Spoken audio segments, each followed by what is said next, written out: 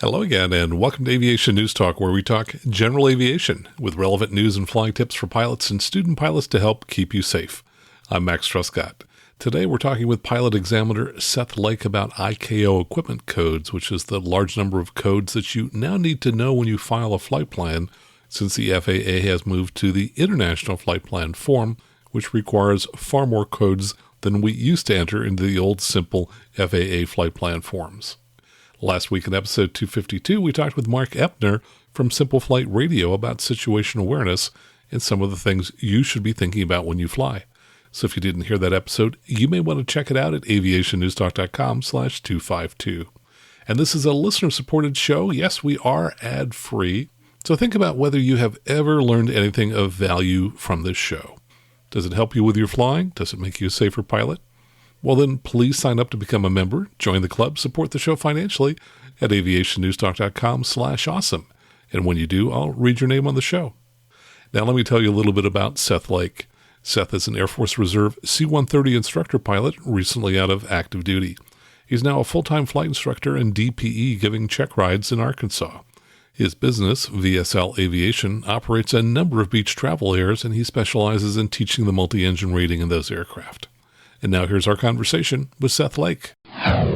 Well, Seth, welcome to the show. Great to have you back here again. Yeah, thanks for having me again, Max. It's good to be here. Well, I was intrigued. You did a video a while back on the ICAO codes that pilots need to use when they fill out the new flight plans that we've had to use since 2019. Prior to that, we had a fairly simple flight plan. How did you get your expertise in all these different filing codes? So I was an operational test pilot on a new block upgrade, is what we call it. We just basically got a bunch of new avionics in the C-130.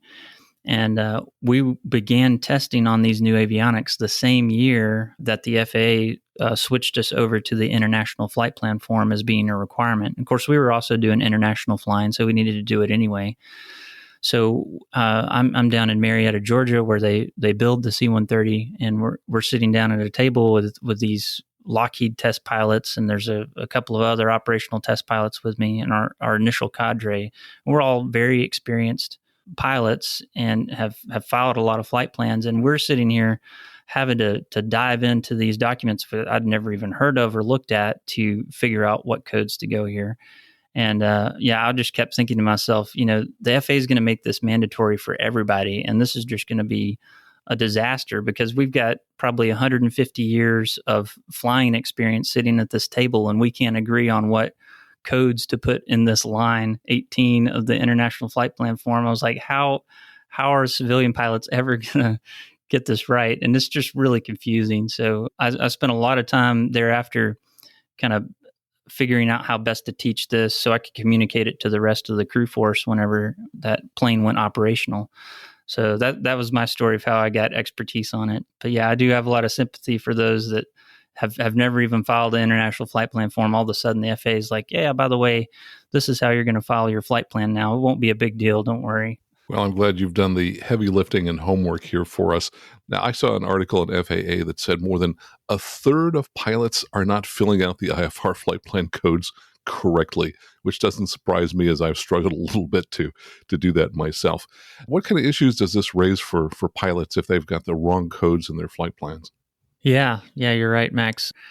And the reason that's important is internationally speaking, and really in the next gen airspace here, the FAA, if you have the wrong codes in there, the system might not work the way you expect it to work, and you're not going to get the type of service that you have the capability of receiving, like not being able to do RNAV approaches, for instance, maybe being limited on the types of arrivals you could do. It could even have an effect on spacing because, if you're flying a heavier aircraft, I know this doesn't pertain to a lot of your listeners, but let's say you're in a heavy category aircraft from a wake turbulence standpoint.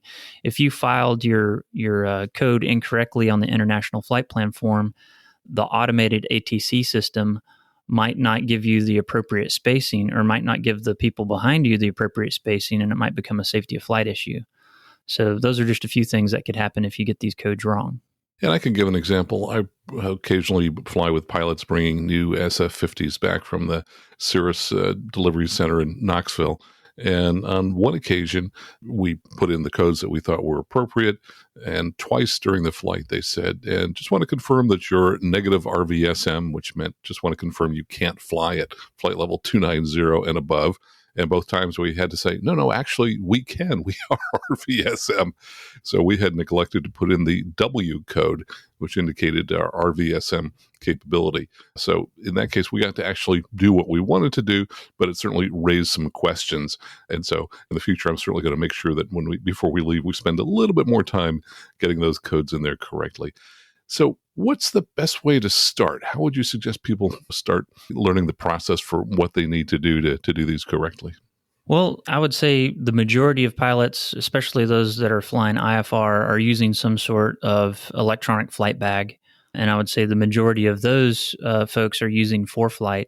There's also a good percentage of people using Garmin Pilot. And both of these EFB systems, when you build an aircraft profile, they allow you to build the equipment codes in. So rather than going and studying in an FAA document, what I would suggest is you pull up the EFB that you're going to be filing your flight plan with, which is, I think most people are filing on that. The other option is if you're using 1-800-WEATHER-BRIEF or 1-800-WXBrief.com, there's an aircraft profile section there that allows you to build equipment codes. And kind of on a side note, I would suggest all pilots, if you have a plane that you regularly fly, I would suggest go ahead and building the profile on 1-800-WXBrief.com.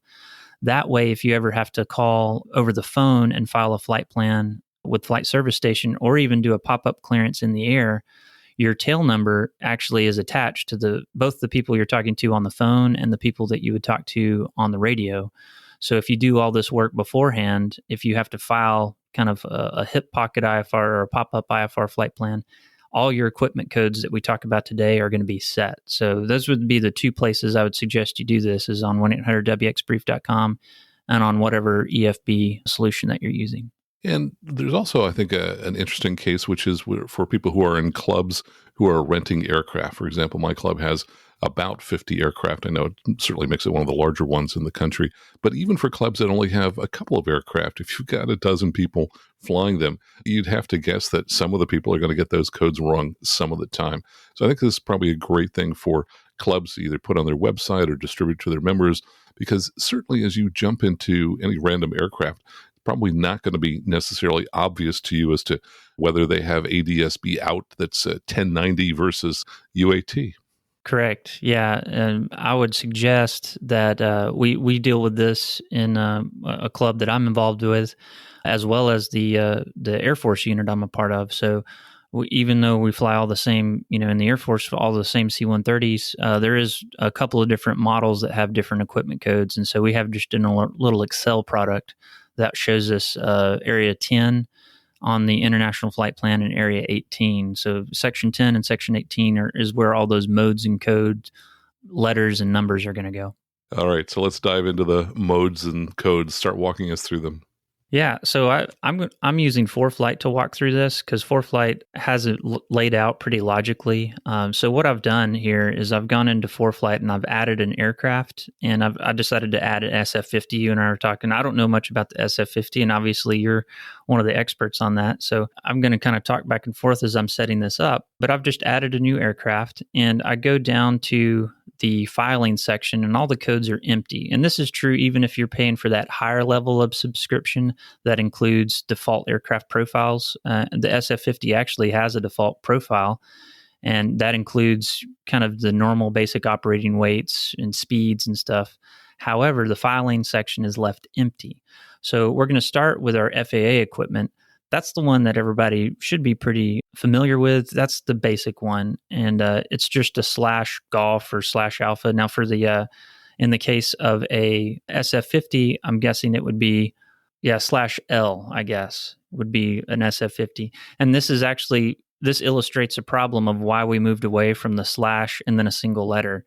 It's because there's so many different flavors of navigation systems that we just really can't describe what our plane's capable of in a single letter.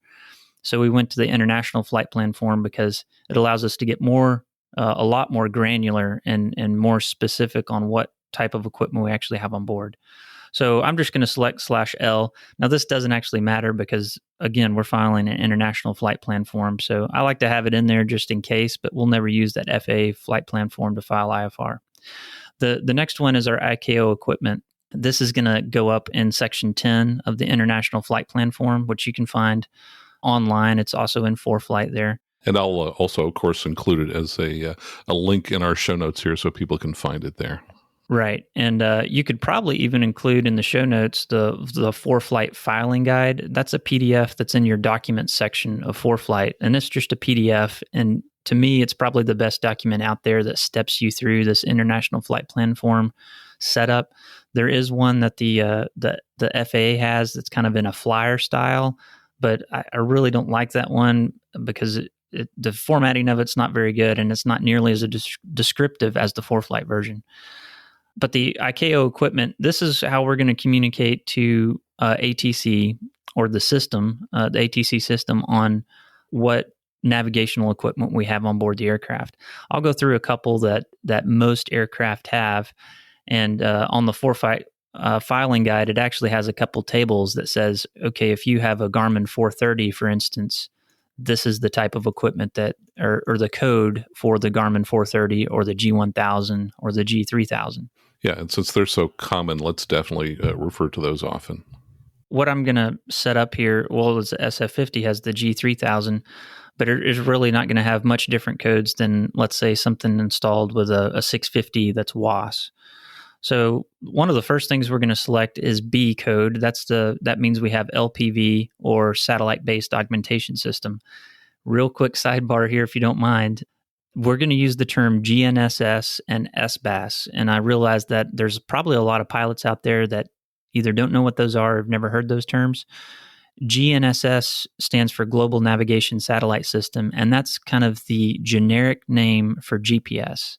So GPS is actually the U.S. brand of GNSS. So the acronym, or the analogy I always use, is Kleenex versus facial tissue, right? Kleenex has just become so ubiquitous that we all know what Kleenex is, but really what it is it's facial tissue, and Kleenex is just a brand name. So GPS is just the brand name of GNSS.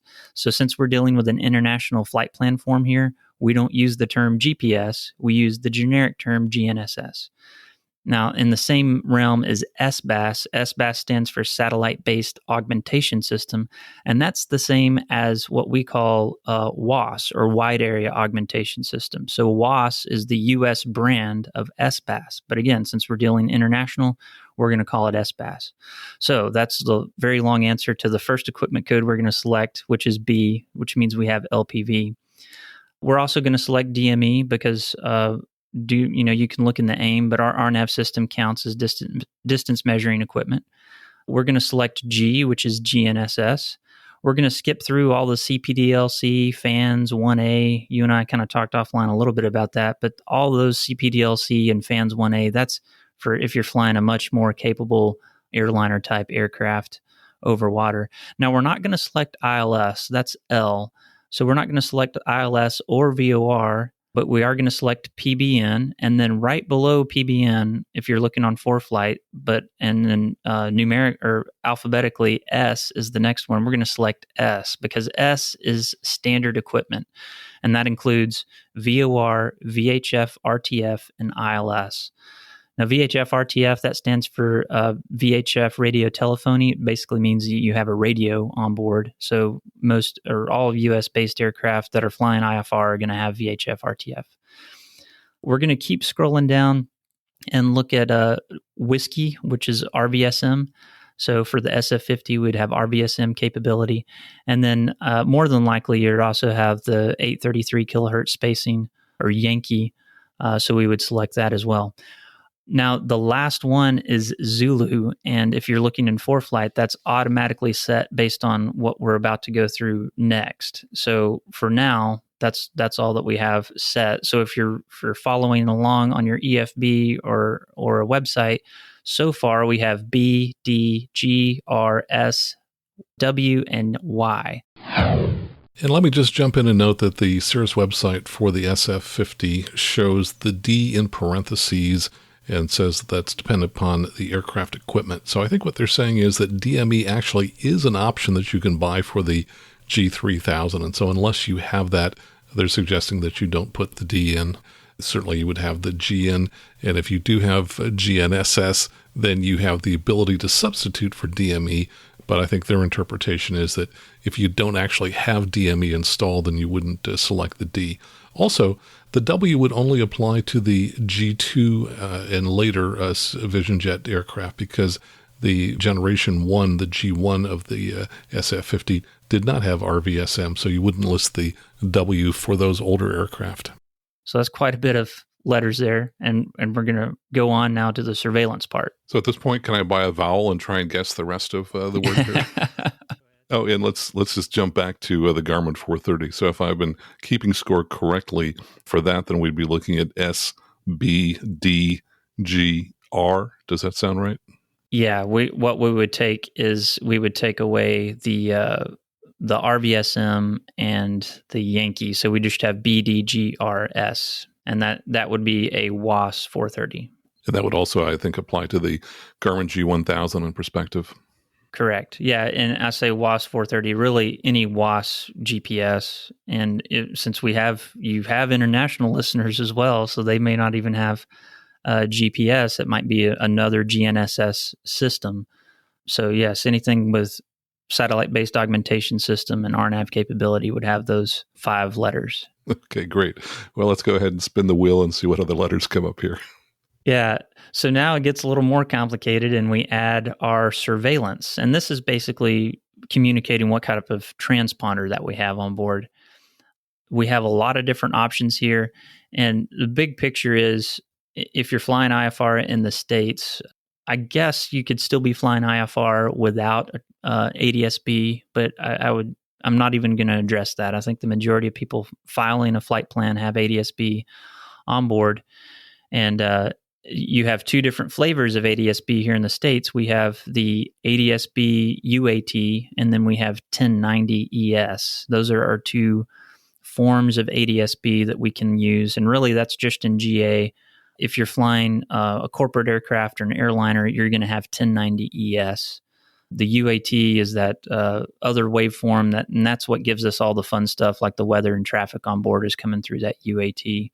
So we have to look through the options here and find what we're capable of.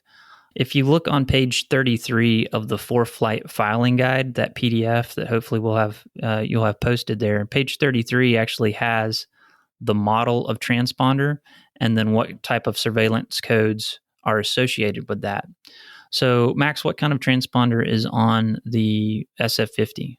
Oh, so it's a unit that's buried in the system, and so it's part of a kind of a larger audio unit that you don't have direct access to. So all I can tell you is it's got a lot of numbers, so that's why I don't know it. Yeah. So the what that's called is an LRU, or a line replaceable unit, and that just means it's remotely mounted. So you don't actually see a transponder sitting in the panel. It gives it that nice, clean, modern panel look. So that LRU that sits back behind the panel somewhere is probably the like a Garmin, like a G375 or G3000, and that model is actually listed right here. And so for the SF-50, the surveillance codes we would select are Echo Bravo 2. And I want to jump in with a minor correction. Rather than Echo, the Cirrus website actually shows that it's Lima, and the two are extremely similar. The difference is that Lima also adds enhanced surveillance to Mode S and Extended Squitter. So for that line, it would be Lima and Bravo 2. And then if you're looking on the PDF, we have the SUR/260 Bravo. We'll talk about that in a little bit. This is such a word salad, but that's the equipment code we're going to select. So if we're looking in ForeFlight here, we're going to, on our surveillance, our ICAO surveillance, we're going to select Echo, which stands for Mode S, ID, Altitude, and Squitter. So Squitter is just that word for 1090 Extended Squitter. It's kind of a funny name. And then for B2 is our ADS-B dedicated 1090 out and in. So we're communicating to the system that we both have the ability to send ADS-B data out and receive that. So far, we've got, I guess, take a step back here. That would be the same as the GTX 345. So let's say we're flying a Garmin 430 WAS aircraft with a GTX 345. I think that's a pretty common setup. That's the new digital transponder. I see them all the time out there. It has this same exact codes. So for those following along, we have BDGRS, and then we have B2 and Echo in ICAO surveillance. So those are all the letters that we have. Now we're ready to move on to wake turbulence. Wake turbulence category, ForeFlight always sets this to light automatically. So, and I'd say for 99% of your listeners out there flying GA, it's going to be light. But ForeFlight even goes to show what medium category and heavy category is. So if you are flying, I don't know, something like a mid-sized Falcon jet, you probably are in the medium category, but it conveniently gives you those numbers there. But we're going to select light. So now we just have an L in the wake turbulence category. Now we're going to move on to the ICAO PBN, and that PBN stands for Performance-Based Navigation. Now PBN, it's kind of counterintuitive, and I'll be honest, and I think the FAA will be honest, there's been a communication problem over the past 15 years on how we talk about GPS and RNAV and PBN. And there's been a lot of confusion caused by those three acronyms that still isn't solved yet, I'll be honest with you. And from a teacher standpoint, it's kind of difficult to teach all of this and be clear. But I'm going to say, I think the easiest way. Oh, go ahead. Well, and let me just kind of insert here. Part of the problem is that the term RNAV has been used for many different things over the years. Prior to the introduction of GPS, you go back in the last century, if you will, 25 years ago. In that point, RNAV was essentially a VOR system which had special equipment in your aircraft where you could electrically move the VOR. And so that was a very rare piece of equipment that I only saw in one GA aircraft. But that's kind of where the confusion started. RNAV used to be a variation of a VOR receiver. Right. And I think, and this is just me speculating a little bit, but I'm actually giving credit to the FAA and ICAO for having some forward thinking here. And I think they're taking the lessons learned from the past 30 years of saying, wow, we went from VORs to LORAN to GPS in a 30-year time period. And I think they are correctly assuming that we're going to move past GPS at some point in the next, I would guess, 10 to 15 years. We're going to have some sort of new navigational solution that isn't satellite-based. And I think there's a lot of reasons for that. We could go into that somewhere else, but they want to write these rules so that whatever next type of navigation we have, it's basically performance-based navigation. They don't want to call it GPS because then they're going to have to rewrite the rules in 10 years when this new technology comes through. So instead, they're building the rules saying, if you can verify that your plane is going to fly within this swim lane, which is what kind of the analogy you'll hear, and that's really what performance-based navigation is just your plane can fly within this swim lane and a predicted level of accuracy reliably. That's what we're essentially saying with PBN. So right now, our performance-based navigation, when we tap on that in ForeFlight, it starts with RNAV 10 and then goes to RNAV 5 and RNAV 2 and RNAV 1. There's a lot of word salad here. So what we're going to focus on, we're going to ignore the RNAV 10 and the RNAV 5, and we're going to go straight to RNAV 2.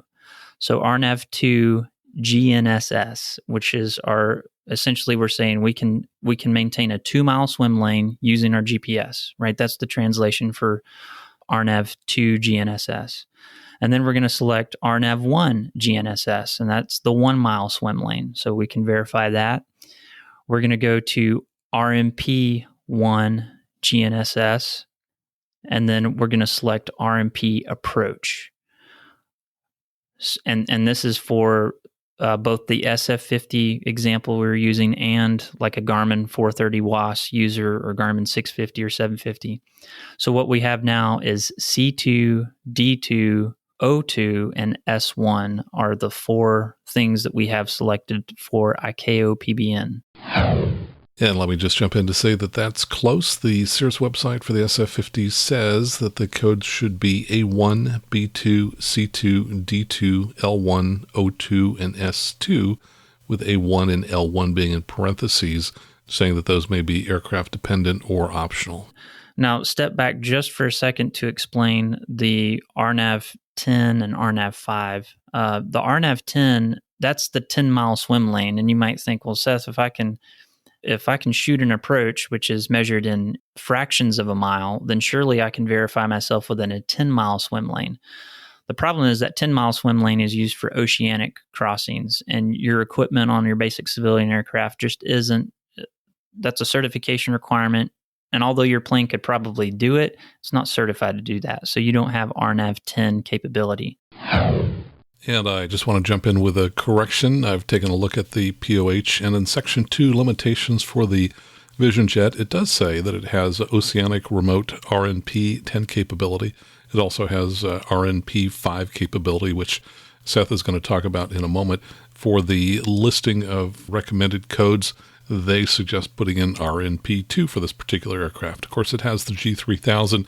You'd need to look up for your aircraft in the limitations section exactly which RNP category your aircraft is qualified to fly in. The next one that I'll go back on is the RNAV 5 GNSS. You can go ahead and select that. I don't know this 100%, but in my practical experience, there's not a lot of RNAV 5 in the US, but that is more common in European airspace. So if you have the properly certified, which I think a WAS 430 or G3000, either one of those would also have RNAV 5 GNSS capability, and that's your 5-mile swim lane. I left that out because we just don't have a lot of RNAV 5 airspace in the continental US. But I am speaking to probably some people that have international flying, or your international listeners that RNAV 5. So kind of as an amendment to that, you would have the C2, B2, C2, D2, O2, and S1. So 5 different forms of ICAO performance-based navigation codes there. All right. So far, any questions, Max? Anything I've missed, you think? I guess that this puts a whole new spin on having to learn the alphabet, something we all did as children. This is a complicated alphabet. It's just crystal clear here, right? Okay, the last thing that we're going to cover is the other information. I guess second to last. We're also going to talk about special handling, but that's not as common. So for other information, there's a couple of things that we need to add on here. And one is going to require that you do a little bit of Googling, actually. I think it's the easiest way to do that. So Max, I'll have you do this. Do you have an SF-50 tail number that you wouldn't mind sharing? Or it could be a Club SR20. Oh, let's pick a Club SR20. How about 413 Alpha Kilo? Okay, so what I'm doing is I'm typing 413 Alpha Kilo into Google, and I'm clicking on the Google return that includes the FAA registry information.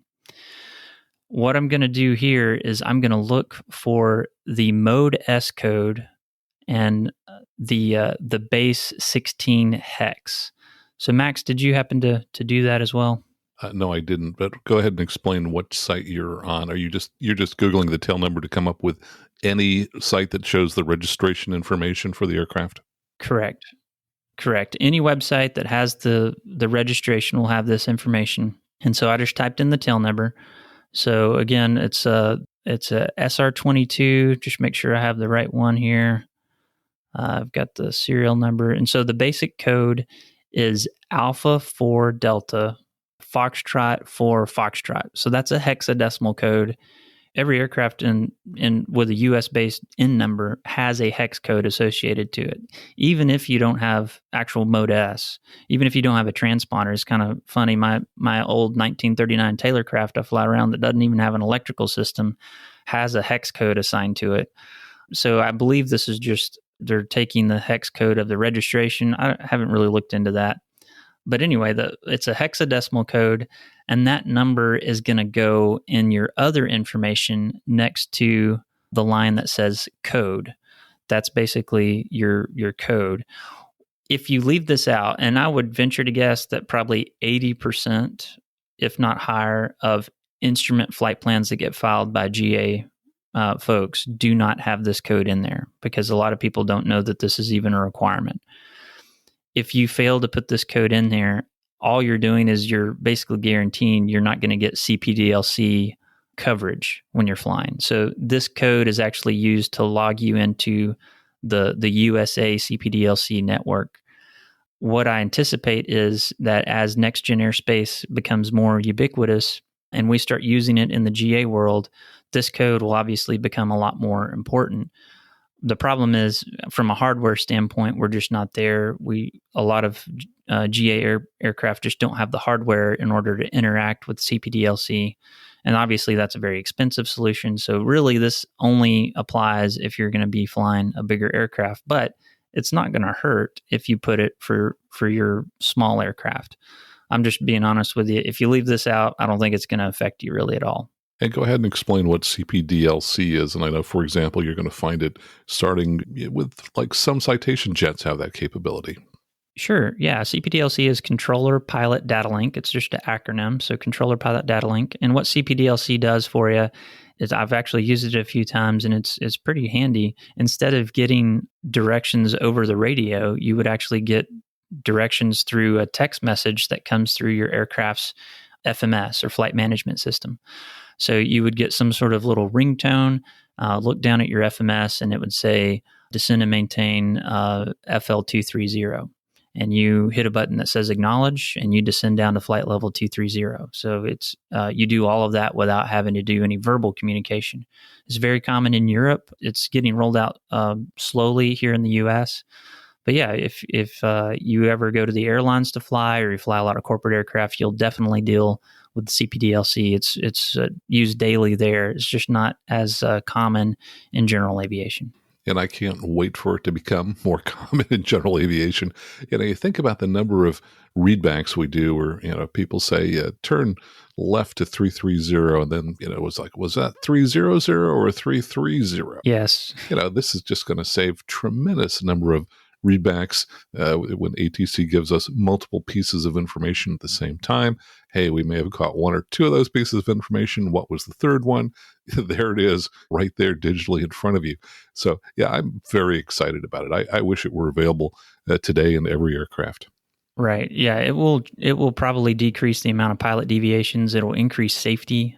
One of the things that the SF50 is equipped with, I can tell by the equipment code, but since it's a Mode S with that extended squitter, when you actually set in your altitude select window, that will actually be visible by the controllers. So I've actually had this happen in Europe in the Air Force where they'll give me an altitude over the radio, and if I set the wrong altitude, they'll call back just a few seconds later and say, hey, verify I said flight level 230. And sure enough, I didn't set it correctly, or I spun it a little too far, and correct it that way. So the amount of data link connectivity between the aircraft and the controllers is just going to increase in the future. So this code right here is going to help you log into that system and have that functionality. Well, I know a lot of controllers like being pilots, and so ultimately, are we going to replace the pilots? The controller just can spin all the knobs down on the ground, and we won't need the pilot? Yeah, I don't know. I don't think in either of our lifetimes that'll happen, but maybe eventually. Who knows? The next thing on the other information that I'll address is the registration. That's the REG acronym. So that stands for registration. We would put our aircraft's registration or tail number there as well. And then again, if you don't have that filled out correctly, that's not going to impact you as a general aviation operator. It could impact you if you're trying to play with CPDLC or ADS-C. And then the one that you do need to have filled out is the SUR. That's the surveillance type. And remember, I mentioned this just a few minutes ago when we were talking about your surveillance code back there on page 33 of the for-flight filing guide. For the GTX 345, we had E, B2, and SUR/260 Bravo. So that's the 260 Bravo code we're going to put right there in SUR. So we'll just simply type 260 Bravo. That's telling the system we're equipped with a 1090 transponder for our ADS-B equipment. If you have a UAT transponder, you would put 282 Bravo here. And the most common one that I see flying around, and I fly in a lot of different GA aircraft given check rides, is the UAvionics tail beacon. The UAvionics tail beacon is a pure UAT transmitter. It is not 1090. So if you fly with an aircraft that has some sort of legacy transponder and it has a tail beacon, in the surveillance window, you would put 282 Bravo instead of 260 Bravo. Another common one that I see a lot is the Lynx NGT 1000 or 2000. The Lynx transponder has a little touch screen and it'll show you some weather and stuff. That's a pure UAT transponder. I say pure UAT because what I'm talking about is the GTX 345, for instance. It does both. It does 1090 ES as well as UAT. And that's that UAT in. That's what's giving you all the cool stuff with the weather and the traffic information. But really, ATC doesn't care what you can receive. They want to know what you're transmitting, and so that's why you put in there. I'm either 1090 capable or I'm UAT capable. So that's the thing that's going to go in the SUR block. So in the other information, you should have up to 3 things. You really just need to have that one thing, and that's the surveillance code. If you leave out the code and registration, not too worried about that. But again, I don't think it won't hurt anything if you put in your hexadecimal code and your registration in there as well. All right, I'm ready to go to the last one. Which is? STS special handling. So the special handling code, I've got a fun story with this one that I remember. So it's kind of a legend. I don't know if it's apocryphal or if it actually happened, but knowing the Air Force, it probably actually happened at some point. So there was a young co-pilot flying filing an international flight plan for the first time. And his buddy, who was helping him out, thought that he would be cute. And in the special handling code, he put the special handling for a government aircraft hauling the president of some South American country. I don't remember what it was. But of course, it's in this code that you can't decipher. So as he lands at, I believe it was a air base in Florida. As he lands there, they tell him to go to a special parking spot that's in front of the tower, which he thought was kind of odd because normally he just parks at this normal location. And he pulls into the spot, and there's a red carpet, and the Air Force Base band, there locally, the band is there, and the wing commander is in dress uniform, and he knows at this point that something's gone wrong. There's been some sort of miscommunication, and he lowers the crew entrance door, and the wing commander's right there to shake his hand. And he's like, it's good to see you, sir, but basically, why are you here? And they said, well, in your special handling, you said you had the president of Colombia or something on board, and we're here to welcome him to the base. And of course, he wasn't on board, and there was some embarrassment that went around there. But that's kind of the story that I've heard. I don't know if it's true or not, but it's kind of funny. The special handling code is where you would put something like that, and that just communicates to everybody in the system that, hey, there's something special about my airplane. Either I have the president of Colombia on board, or more commonly, it would be your medevac or MARSA. Those are the two that I put in there a lot. So I'm a check airman for a medevac company. So when we have a patient on board, we actually put special handling in there that says medevac. And what happens is when our strip prints out at the ATC center, they see the medevac code and they give us that priority handling. If I'm flying in the Air Force, I put MARSA, and that MARSA stands for military separation. So it just says that, hey, I'm taking care of my separation with my other formation members. So if I'm flying formation, the ATC system doesn't have to keep me separated from that required distance from my other people in my formation. We can fly much closer together. So those are a couple of things there. There's also the head of state. There's hazmat, search and rescue, state, if you're a military or police aircraft. So those are just a few examples of what you would put in special handling. If you're not anything special, you just want to make sure that this thing is empty and you're not, accidentally telling people that you're hauling the president around. Well, I think we're all special, so I think we should all put something in there. Now, as I'm looking at the brochure on the FAA.gov website, it says STS Special Handling C List. So somewhere there's a list of all of these codes that we can put in there so we can pick our favorite South American president. Yes, I'm sure there's a list in the Air Force. We would call this, I believe it's in the GP1. It's a big planning document. I think has a list of different codes for different heads of state, and their handlers would let us know. I've actually hauled around heads of state before, and yeah, you get a code from their handler saying, hey, make sure to file this. But like I said, the bigger ones on there that are more common is going to be the medevac for your listeners if they're flying medevac. That's great. Well, we've covered a whole lot of territory here today. Any suggestions you have or kind of wrap-up comments for people who are working on this and trying to make sure that their flight plan filing codes are correct? No, just I still think the best way to do it is to go through your EFB. Again, I would highly suggest that you also do it on 1-800-WXbrief.com. And here, I'll paint a picture for you. You're in the air, and you were flying VFR somewhere. You didn't file a flight plan. You're getting flight following. You get to your destination, and you realize you're going to have to punch through a layer of weather. So you can't do that legally under VFR. So you decide, well, I need to file an IFR flight plan.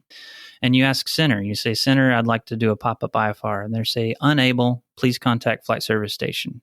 So now you call Flight Service Station. Flight Service Station happily answers the phone and says, okay, November 1234, go ahead and give me all of your equipment codes in the proper international flight plan format. And you're flying along at, 2 miles a minute, having to think of all this stuff. If you went to 1-800-WXbrief.com and built a profile for November 1234, when you call Flight Service Station, they're going to see that profile. They're going to see your name associated for it. And all they're going to say is, sure, we can handle your flight plan. Where are you headed and where are you at right now? And then about 5 minutes later, you'll have your flight plan in the system and you'll go on your way. And it makes your life so much easier. So I would say at a bare minimum, do that on 1-800-WXbrief.com and do it on your EFB. Set up those profiles. Wow, that sounds like really excellent advice, because anybody who's flown much at all has been in that exact situation where, we need a pop-up clearance. And certainly in the past, it's been easy to say, I'm just a slant golf. And that's not the case anymore. Like everything else in life, things have gotten more complicated. Right. Yeah. There's I know ForeFlight has this option, but in a Garmin Pilot, this is another thing that you could do is when you file a flight plan, when you go to file, there's a share button. So you have to tap on file, and then there's a share button at the top right-hand corner of the little pop-up window. If you hit that, that'll actually prepare your form, and it'll automatically fill out all the fields, and you can save that as a PDF on your device. So I would suggest doing that just once for at least all your aircraft, and then you've got a PDF saved in your document section. So worst case, if you have to read off and they start asking, hey, what codes do you have in Section 18? Well, you can go real quick to your PDF that you had saved from a few weeks ago and read off your Section 18 codes. And that'll just make your life a little bit easier. But again, you could forego all of that if you build the profile on 1-800-WXbrief.com. Seth, great advice. Where do people go to find more about you and your flight school? Yeah, thanks. So vsl.aero, that's AERO, that's our website. I've got a podcast and YouTube channel. You can just search for Seth Lake DP on YouTube. And then any podcast app, you can do the VSL Aviation show. And I kind of focus on, right now I'm going through a series on the multi-engine rating, but I've done for private commercial instrument, the Airman Certification Standards Review. So if you're approaching a check ride, I kind of look at the ACS and the check ride prep from the DPE standpoint, because I give these check rides all the time. I see what people, are weak on there. And so I spend some time talking about those on my show. But yeah, I appreciate you letting me plug the show there. Seth, thanks so much for joining us here today. Yeah, thanks for having me, Max. It's great. And my thanks to Seth for joining us here today and talking about ICAO equipment codes. If you want to read more about Seth and about getting a multi-engine rating at his flight school in Arkansas, VSL Aviation, check out his website at vsl.aero. and I'll have a link to his website in the show notes. And I want to thank everyone who contributes to the show in whatever way you do, whether it's posting a 5-star review on whatever app you're listening to now, or supporting us financially at aviationnewstalk.com/awesome or aviationnewstalk.com/PayPal. So until next time, fly safely, have fun, and keep the blue side up.